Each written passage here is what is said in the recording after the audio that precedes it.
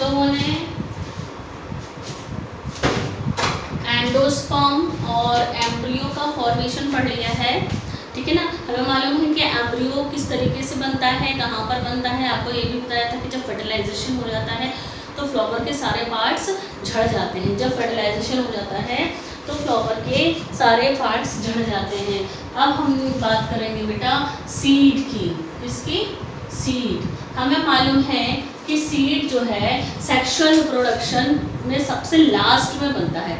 हम लोग स्टार्टिंग से सेक्सुअल रिप्रोडक्शन का चैप्टर जब से शुरू करा है बेटा, तो आपने देखा कि हमने स्टेप वाइज क्या पहले पढ़ा, क्या बाद में पढ़ा। तो आप देख रहे हैं कि सेक्सुअल रिप्रोडक्शन कंप्लीट ही हो गया है ऑलमोस्ट। एम्ब्रियो बन चुका है, एंडोस्पर्म बन चुका है, अब क्या बन रहा है? सीड। तो सीड का फॉर्मेशन, ये सेक्सुअल रिप्रोडक्शन का फाइनल प्रोडक्ट, सेक्सुअल रिप्रोडक्शन का फाइनल प्रोडक्ट सबसे लास्ट में बनने वाला क्या होता है? सीड। तो सीड सेक्सुअल रिप्रोडक्शन का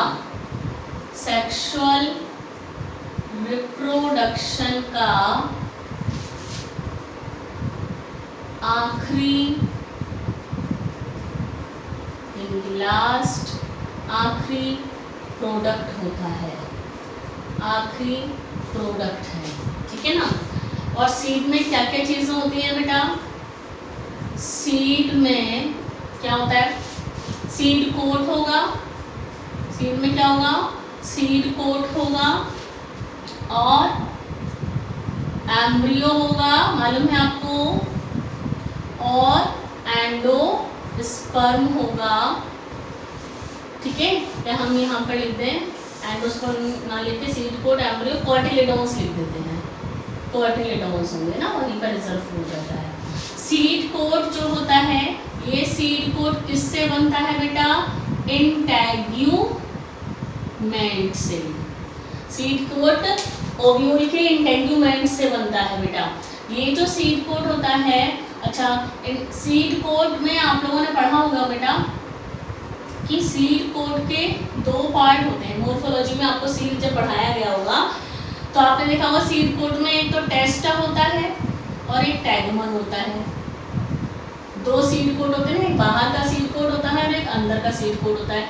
तो ये टेस्टा और टैगमन सीड कोट में दो परत होती है, एक बाहर की परत होती है, एक अंदर की परत होती है। बाहर की परत टेस्टा जो कि बनती है किससे? बाहर की परत टेस्टा जो कि बनती है किससे? आउटर इंटेग्यूमेंट से, जो बाहर का इंटेग्यूमेंट होता है उससे। अंदर के जो टैगमन होता है सीड कोट का, अंदर की परत जो होती है सीड कोट की, वो बनती है इनर इंटेग्यूमेंट से, यानी कि अंदर वाले इंटेग्यूमेंट से बनती है बेटा, ठीक है। तो हमने कहा कि सीड में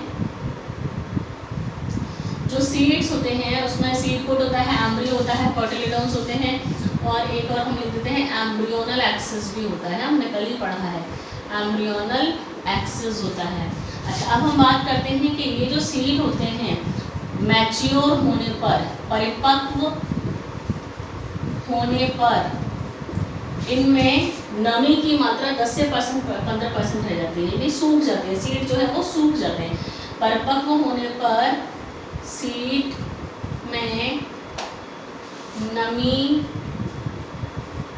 मॉइस्चर यानी नमी यानी मॉइस्चर, नमी की मात्रा केवल 10 से 15% रह जाती है,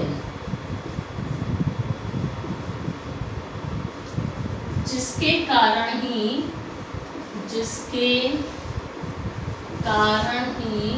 हम सीड्स को अपने घरों में प्रिजर्व रख पाते हैं, अपने घरों में प्रिजर्व करके रख पाते हैं या स्टोर करके रख पाते हैं, स्टोर करके रख पाते हैं। ये ध्यान रखना है। आपको ये पता है कि हम लोग बेटा अपने घरों में चने, दाल, लोबिया, राजमा, ये सारी चीज़ें अपने घरों में रखते हैं बेटा, ठीक है। हम उनको अपने घरों में रख पाते हैं इसलिए, और वो सूखे होते हैं। आपको मालूम है वो कैसे होते हैं? सूखे हुए होते हैं। तो उनके अंदर 10 से 15% सिर्फ नमी रह जाती है, बाकी वो बिल्कुल सूख जाते हैं। तो उनके अंदर नमी कम होती है, जिसके अंदर नमी ज़्यादा होती है वो चीज़ जल्दी ख़राब होती है, आपको पता है ना बेटा। जिसके अंदर पानी ज़्यादा होगा, जिसके अंदर वाटर का अमाउंट ज़्यादा होगा, वो जल्दी चीज़ ख़राब होगी। अगर चीज़ को हम सुखा के रखेंगे, है ना, अगर किसी चीज़ को हमने सुखा कर अपने घरों में रखा हुआ है तो सूखने के बाद वो चीज़ ज़्यादा दिनों तक घर में स्टोर करके रखी जा सकती है। सीड जो होते हैं जब मैच्योर हो जाते हैं, जब सीड मैच्योर हो जाते हैं उस कंडीशन में क्या होता है, सीड के मैच्योर होने पर उस सीड में पूरा का पूरा पानी जो है वो उड़ जाता है, वह एवोपरेट हो जाता है ना, भाप बन के उड़ जाता है, सिर्फ सूख जाते हैं वो सीड। सिर्फ कितनी रह जाती है, 10 से 15% नमी रह जाती है। और ये 10 से 15% नमी रह जाती है, इसी वजह से इस सीड के अंदर जो एम्ब्रियो होता है वो सुरक्षित रहता है। सीड के अंदर जो एम्ब्रियो होता है वो सुरक्षित होता है।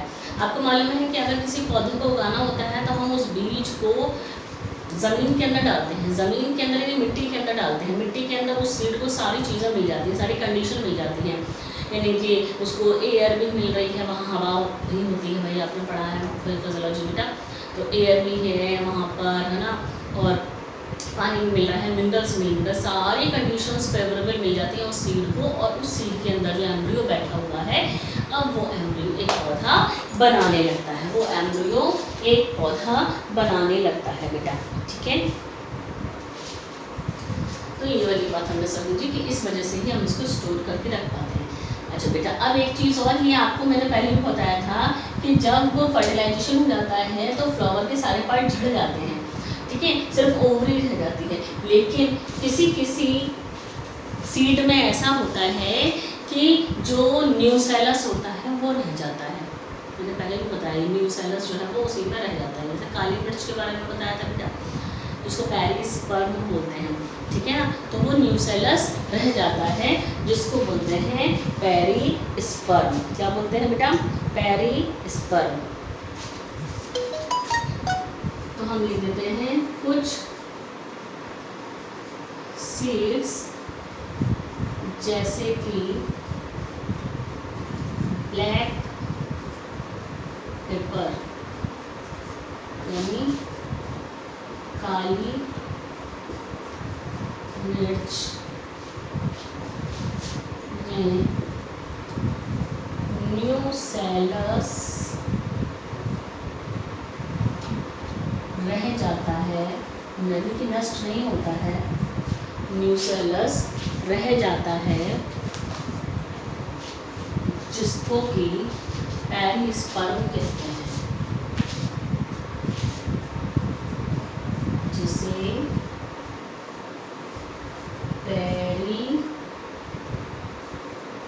पेरिस्पर्म कहते हैं।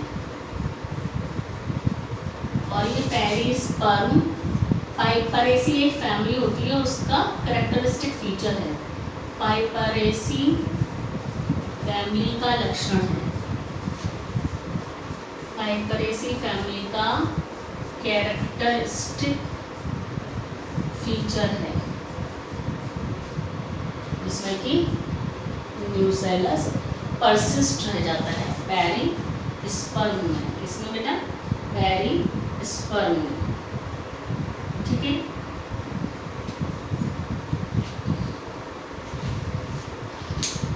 ठीक,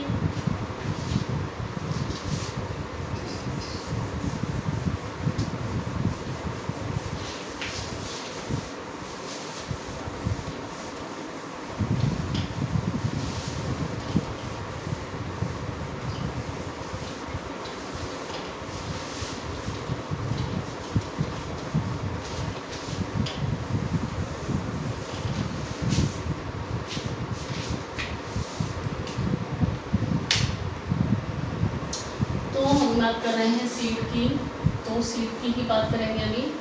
सीड में माइक्रोपाइल, पता है माइक्रोपाइल आपको, एक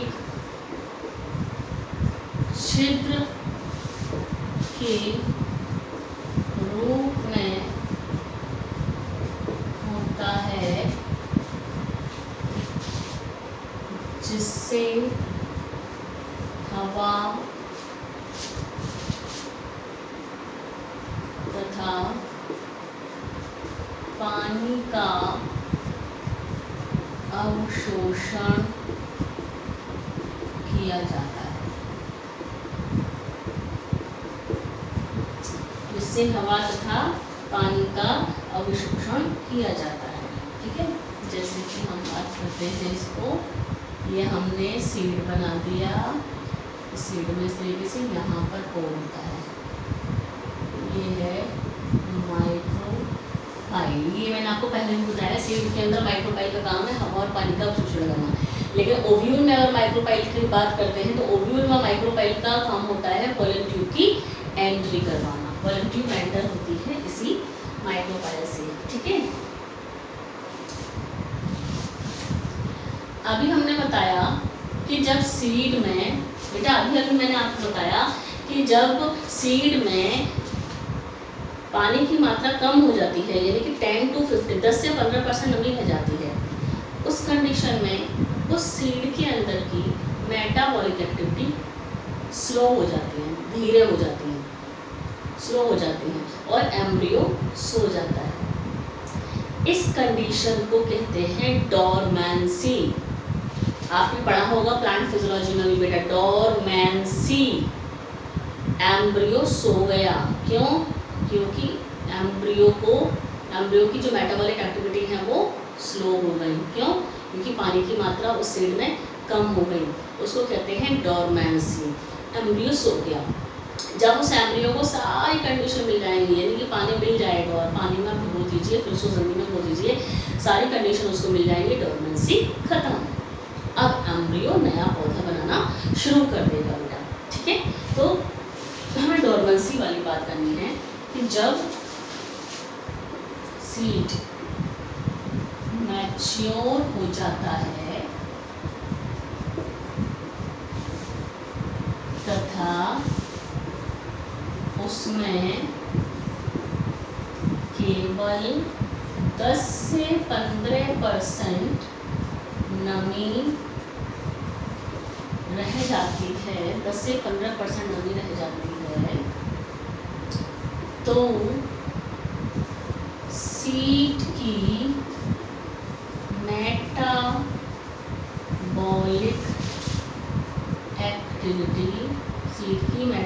एक्टिविटी स्लो हो जाती है।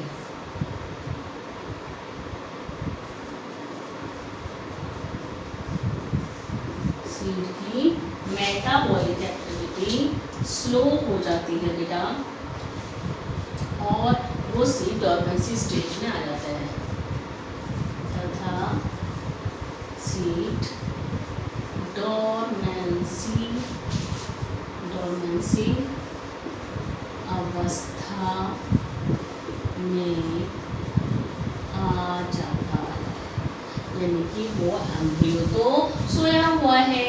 आपने कभी देखा है कि आप घरों में जैसे हम लोग दाल चावल ये सब चीज़ें रखते हैं, तो बेटा अगर सपोज हमने अपने घर में जैसे कि राजमा है या चने हैं, उसको आप गैस के पास रख दीजिए थोड़े दिनों तक। गैस के पास अगर मान लो रखे हुए हैं आप लोगों, तो हमें मालूम है कि उन सीड के अंदर 10 से 15% ही नमी है।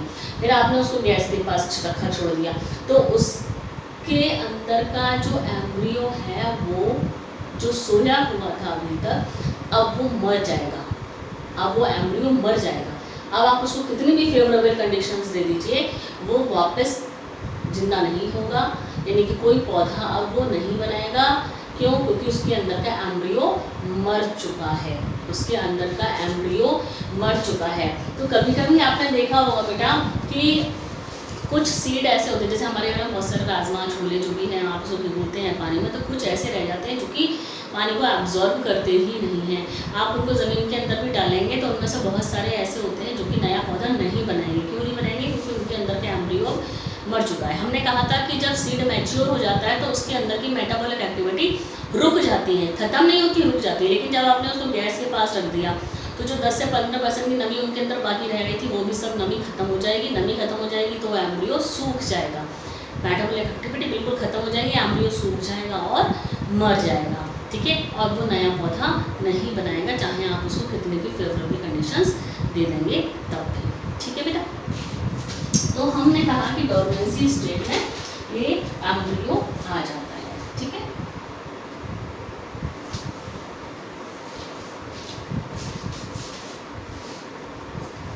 जब माइक्रोपाइल के द्वारा पानी सीड में प्रवेश करता है तो सीड की डोरमेंसी खत्म हो जाती है।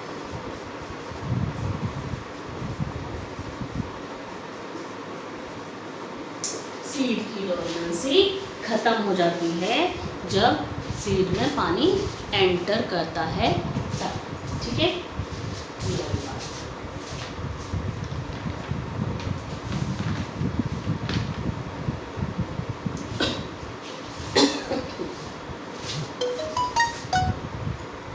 यहीं पर हम लिख लेते हैं, जब सीड को सभी अनुकूल परिस्थितियां मिल जाती हैं तो सीड जर्मिनेट हो जाता है, डोरमेंसी खत्म हो जाती है। सीड जर्मिनेट हो जाता है और डोरमेंसी खत्म हो जाती है बेटा, ठीक है।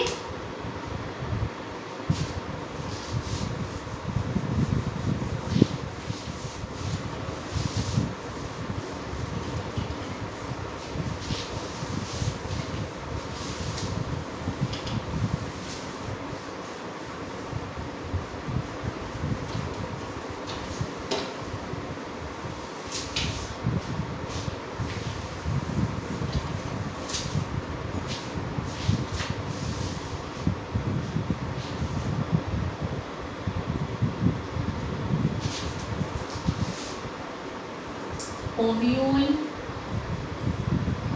सीड में चेंज हो जाता है या ओव्यूल सीड में परिवर्तित होता है तथा ओवरी फल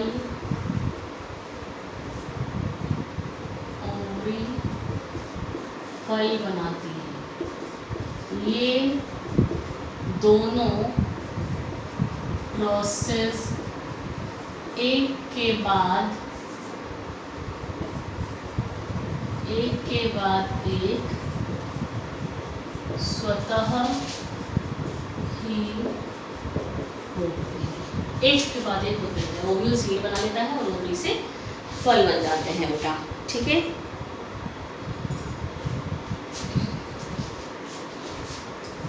ओवरी की वॉल क्या बना लेती है?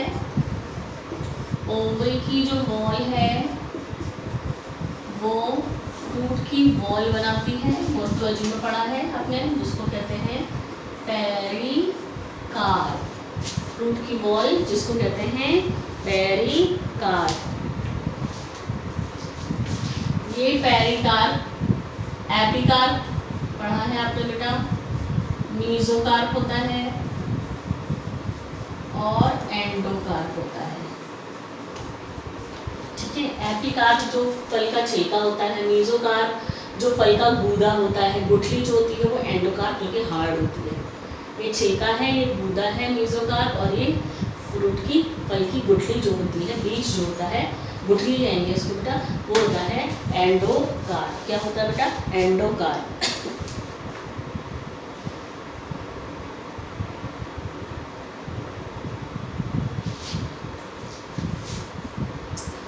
जो बनाना होता है बेटा, बनाना यानी केला, ये पार्थिनोकार्पिक फ्रूट कहा जाता है। पार्थिनोकार्पिक फ्रूट कहलाता है। ये मैं आपको शायद पहले चैप्टर में भी बताया था, पार्थिनोकार्पिक फ्रूट कहलाता है।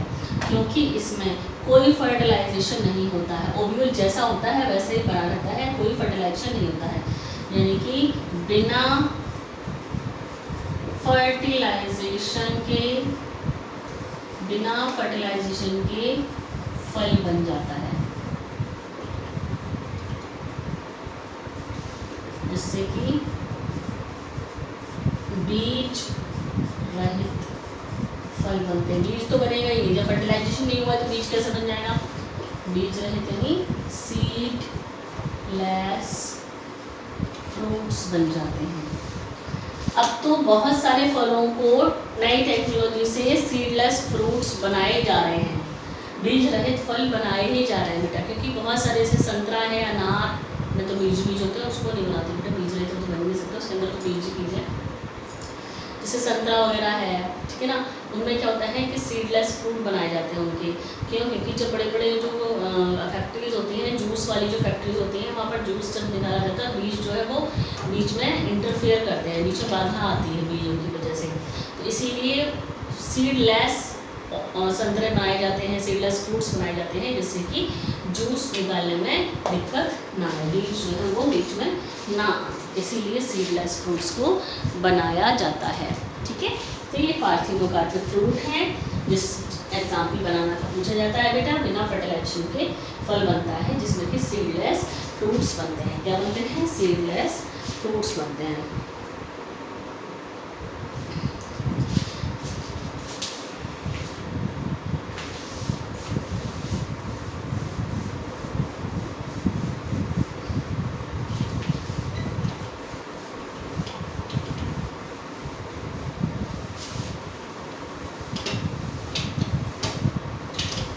सीड्स बेटा आपने मॉर्फोलॉजी में पढ़ा होगा, जो सीड होते हैं वो सीड फ्लैशी भी हो सकते हैं और ड्राई भी होते हैं।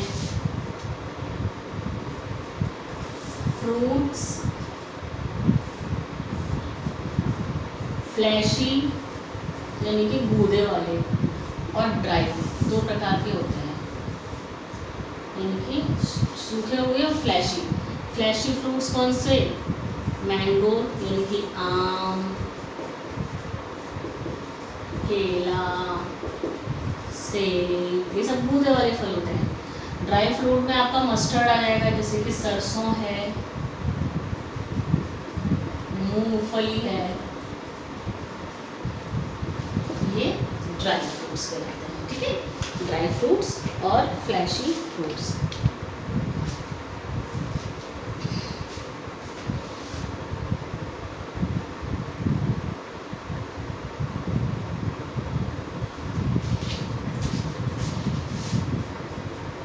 सीड्स में यहाँ से लिखेंगे फलों के सीड्स में डिस्पर्जल यानी सीड डिस्पर्जल का, सीड डिस्पर्जल की मैकेनिज्म होती है। 11th में जब आपने प्लांट किंगडम पढ़ा था तो हमने उसमें आपको बताया था कि एंजियोस्पर्म के प्लांट, यानी कि एंजियोस्पर्म सबसे बड़ा ग्रुप है प्लांट किंगडम का। क्यों सबसे बड़ा ग्रुप है प्लांट किंगडम का? क्योंकि एंजियोस्पर्म में सीड बनते हैं फल के अंदर। तो जैसे किसी ने फल खाया, फल खा के उसके बीजों को कहीं थूक दिया, वहाँ पर उस बीज को कहीं अनुकूल परिस्थितियाँ मिल गई, तो बीज वहीं की वहीं जर्मिनेट हो जाएगा और नया पौधा बना लेगा। इसीलिए एंजियोस्पर्म सबसे ज़्यादा मिलते हैं। क्यों? क्योंकि सीड में, इसके फलों के जो सीड होते हैं उनमें सीड डिस्पर्जल की मैकेनिज्म होती है, सीड डिस्पर्जल की मैकेनिज्म होती है, जो कि एंजियोस्पर्म प्लांट को ग्रो करती है। ठीक है, फिर बेटा आपको ये पता है कि जो फल होते हैं, अगर हम फल की बात करते हैं तो फल जो होते हैं वो ट्रू फ्रूट्स होते हैं,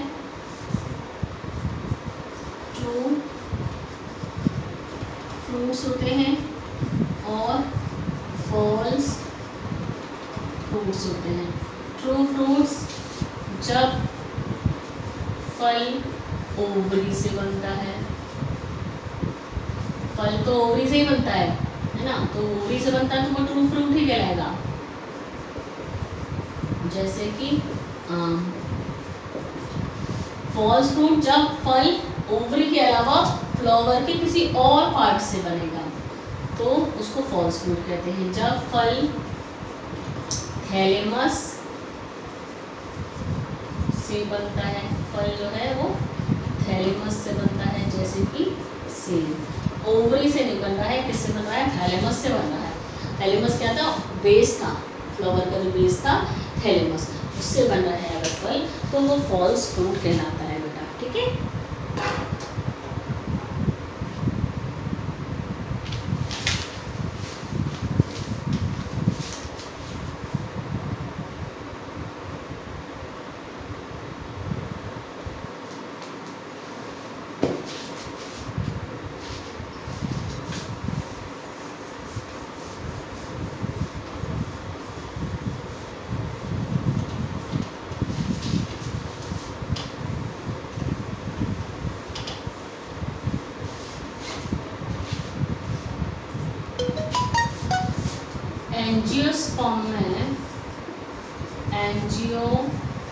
एंजियोस्पर्म में सीड बनने से क्या लाभ है? यानी कि सीड का क्या लाभ होता है? क्या लाभ होता है सीड का? बेटा सीड्स जो होते हैं उसमें क्या होता है कि सीड आपने देखा अभी पूरा प्रोसेस आपने पढ़ लिया, तो आपने कहीं ये देखा कि सीड बनने से पहले कहीं पानी की ज़रूरत है, तो बिना पानी के ही ये सारा प्रोसेस हो रहा है। सबसे अच्छी चीज़ पानी सिर्फ किसको चाहिए? बीज को चाहिए। बीज हो जाए पानी नहीं जाता, नया पौधा बन जाता है। तो बेटा सीड के लाभ क्या क्या है इसमें? एंजियोस्पर्म सीड के लाभ तो यही है कि नए नए पौधे बन जाते हैं और बहुत सारे पौधे बन जाते हैं, कहीं भी बन जाते हैं, इसलिए ज़्यादा वैरायटीज़ की बन जाती हैं। तो पहली चीज़ तो ये कि एंजियोस्पर्म में एंजियोस्पर्म में पॉलिनेशन तथा फर्टिलाइजेशन के लिए पानी की ज़रूरत नहीं होती। पानी की ज़रूरत नहीं है, केवल सीड का जर्मिनेशन ही पानी की उपस्थिति पर निर्भर है। तो एंजियोस्पर्म में सीड का लाभ ये है कि सीड तो बिना पानी के ही बन जाएगा, मतलब सीड के लिए कोई कंडीशन नहीं चाहिए। पॉलिनेशन हुआ, फर्टिलाइजेशन, तो पॉलिनेशन के लिए भी कोई पानी नहीं चाहिए, फर्टिलाइजेशन के लिए भी कोई पानी नहीं चाहिए। तो आपको मालूम है कि इन प्रोसेस में पानी की ज़रूरत होती ही नहीं है। लेकिन एंजियोस्पर्म के अलावा जो और ग्रुप होते हैं प्लांट के, जैसे कि ब्रायोफाइटा है, टेरिडोफाइटा है, इनमें आपने देखा कि फर्टिलाइजेशन के लिए पानी चाहिए होता है। तो अगर पानी नहीं होगा तो फर्टिलाइजेशन नहीं होगा, फर्टिलाइजेशन नहीं होगा तो नया पौधा नहीं बनेगा, फर्टिलाइजेशन नहीं होगा तो नया पौधा नहीं बनेगा। तो वहाँ पर क्या है, वो प्रोसेस पूरा रुक जाता है अगर पानी नहीं होगा तो। लेकिन यहाँ पर इन दो प्रोसेस के लिए पानी की ज़रूरत नहीं है। फर्टिलाइजेशन तो हो ही जाएगा बिना पानी के, तो फर्टिलाइजेशन हो जाएगा तो सीड बन जाएगा। बस जैसे ही सीड को कंडीशन मिलेगी वो सीड जर्मिनेट हो जाएगा और नया पौधा बनाना शुरू कर देगा। तो एक तो ये लाभ हुआ, ठीक है। दूसरा लाभ ये है कि सीड्स प्लांट्स की या प्लांट स्पीशीज की कॉलोनी बनाते हैं। कॉलोनी यानी एक प्लांट होगा तो वहाँ पर बहुत सारे प्लांट बन जाते हैं। आपने देखा है कि एक प्लांट होगा तो वहाँ पर बहुत सारे प्लांट, जैसे कि आपने देखा है कि सदाबहार के पौधे में तो अक्सर यही होता है। सदाबहार का फूल देखा है, सदाबहार आपने देखा, सदाबहार का एक पेड़ लगाएंगे आप, एक पौधा लगाएंगे तो बहुत सारे सदाबहार के पौधे वहाँ पर अपने आप निकल आते हैं। ऐसे ही बहुत सारे, बोगनविलिया में भी ऐसे होता है। तो बहुत सारे ऐसे पौधे हैं जिनमें कि आप एक पौधा लगाएंगे उससे बहुत सारे पौधे अपने आप से बन जाएंगे। क्यों? क्योंकि वो पौधा बना, पौधे में से फ्लावर आए, फ्लावर से बीज बने, बीज वहीं गिर गए, वो फिर से मॉइस्चर मिल गया ज़मीन के अंदर, उन्होंने एक नया पौधा बना लिया। इस तरीके से कॉलोनी बन जाती है, यानी कि एक ग्रुप बन जाता है पूरा प्लांट्स का। ठीक है, ग्रुप बन जाता है प्लांट्स का। तो ये लाभ हुआ। ठीक है, फिर और लाभ क्या होते हैं बेटा?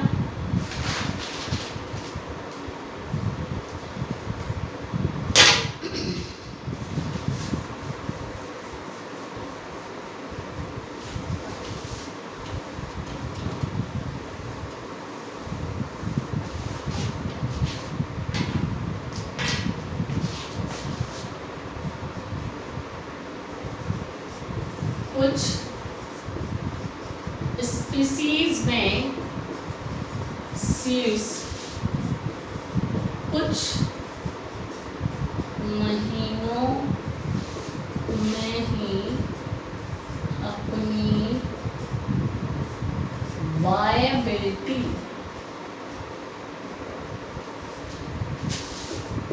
यानी अंकुरित होने की क्षमता,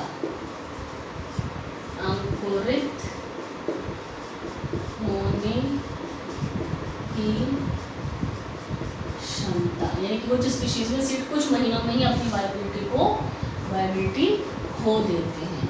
यानी कि किसी भी सीड को आप 2 महीने, 4 महीने, 6 महीने, 8 महीने तक स्टोर करके रख सकते हो, लेकिन ऐसा नहीं है 10 साल तक आप उसको अपने घर में स्टोर करके रख रहेंगे। क्यों? क्योंकि उसमें जितनी नमी है वो इतने सालों में सब सूख जाएगी, एम्ब्रियो तो वैसे ही मर जाएगा, तो उनकी वायबिलिटी खत्म हो जाएगी। जैसे आपको पॉलन वायबिलिटी बताई थी बेटा, पॉलन वायबिलिटी बताई थी कि एंथर से निकलने के बाद में उनकी जिंदा रहने की क्षमता होती है, अंकुरित होने की क्षमता होती है, वो कुछ मिनट से कुछ महीनों तक हो सकती है। और इतने टाइम में वो स्टिग्मा पर पहुंच जाते हैं तो वो अंकुरित हो जाते हैं, नहीं तो वो अंकुरित नहीं होते हैं।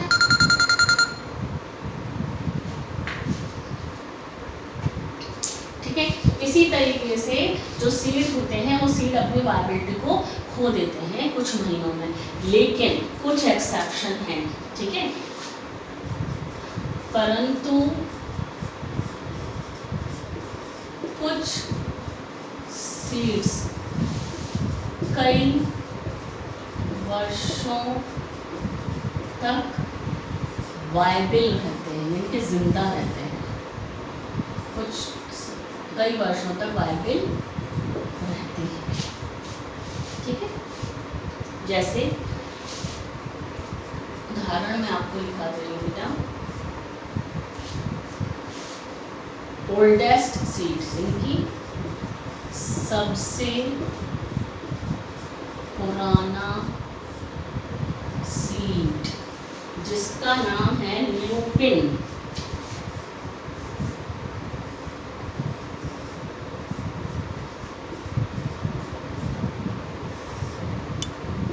सबसे पुराना सीड जिसका नाम है ल्यूपिन, 10,000 साल इसकी वायबिलिटी देखी गई, यानी कि 10,000 साल बाद भी ये अंकुरित हो पाया। अंकुरित 10,000 साल बाद भी अंकुरित हो पाया, अंकुरित किया गया। ये देखा गया कि ल्यूपिन के जो सीड थे वो 10,000 साल बाद भी जिंदा रह पाए। तो सबसे पुराना सीड ल्यूपिन जो 10,000 साल बाद भी अंकुरित हो सका। सेम इसी तरीके से बेटा एक और मैं आपको एग्जाम्पल लिख रही हूँ, फिनिक्स डेक्टाइलीफेरा, फिनिक्स